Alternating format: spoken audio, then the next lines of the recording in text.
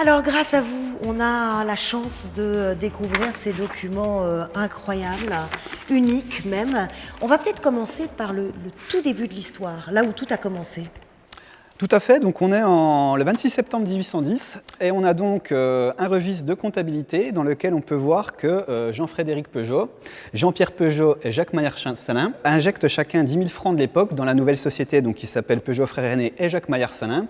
Et c'est de là qu'on date le début de l'aventure industrielle Peugeot. Il y a une lettre qui est liée à ce document qui est assez particulière. Alors tout à fait, c'est la par lequel Jean-Frédéric Peugeot demande l'autorisation au préfet du Doubs de transformer le moulin familial de Soucratet en une aciérie. Alors on va faire un petit bond dans le temps, on est en 1941, on a ce calque, ce schéma d'un prototype de voiture électrique, voiturette même, c'est très étonnant.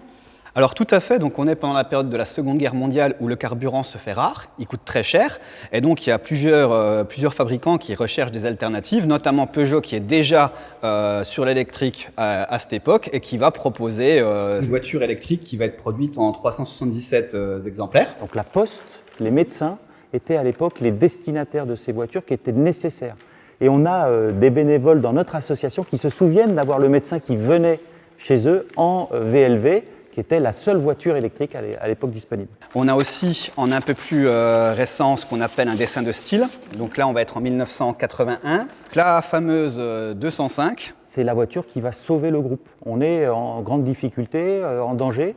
Et la 205, qui au départ, c'est un dessin, en fait, il va devenir un plan technique et après va se concrétiser. Et on est vraiment dans la démonstration aujourd'hui du centre d'archives qui est capable de garder tous les contenus, toutes les étapes qui vont arriver à un moment donné entre les mains des industriels pour être produits.